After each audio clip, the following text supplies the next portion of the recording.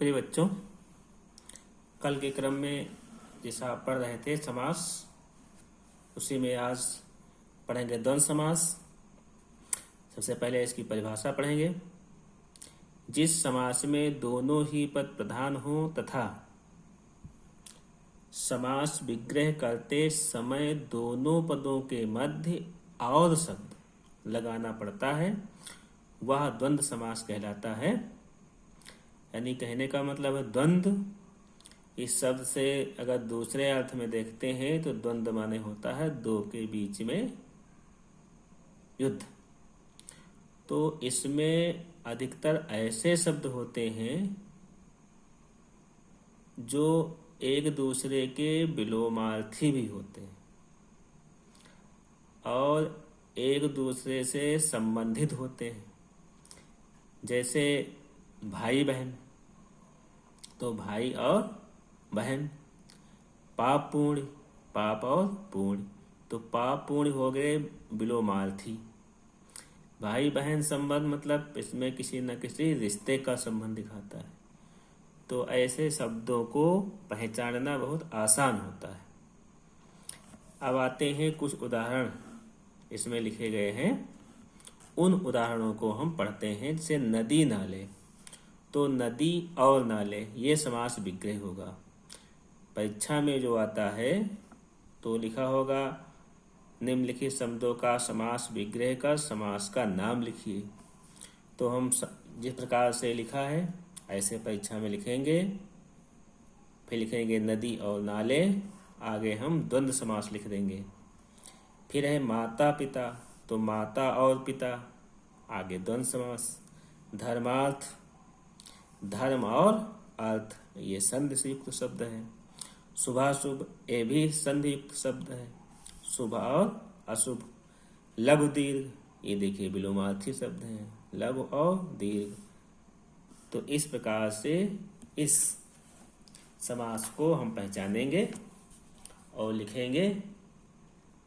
यही आगे चल के आपके कंपटीशन में शब्द आते हैं तो उसमें कई शब्द लिखे होते हैं।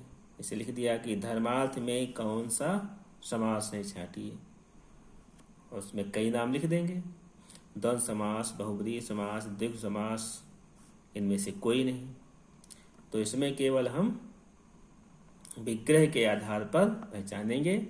इसे धर्मार्थ लिखा है, धर्म और अर्थ विग्रह करेंगे समास का, और शब्द में मिल गया है तो इसी को देख करके हम इसमें द्वंद्व समास लिखेंगे।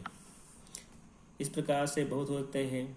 उदाहरण हो सकते हैं दूध दही, सीताराम, अन्न जल, पशु पक्षी, देश विदेश आदि। इसके बाद में आपका अगला समास है जो है द्विगु समास। ये समास आपके पूरा सामने है। इसका लिखा है द्विगु, तो द्विगु में द्वि संख्या देखो लग रही है, तो ये होता है संख्यावाची। दो पद होते हैं समास में, दो पद मिलकर बने। तो पहला पद इसमें जो क्या होगा संख्यावाची, दूसरा पद होगा विशेष्य।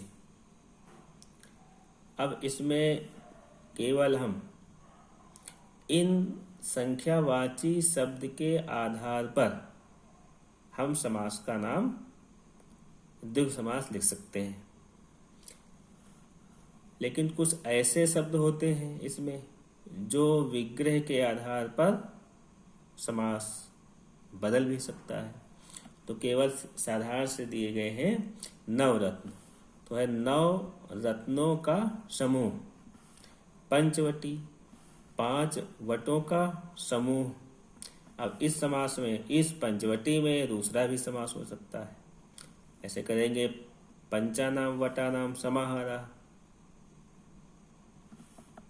अष्टाध्यायी, आठ अध्यायों का समूह। चौराहा, चार राहों का समूह।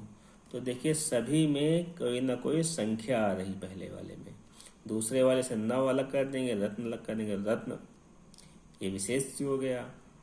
पांच वट, ठीक, अष्ट अध्याय, ठीक, चार राह।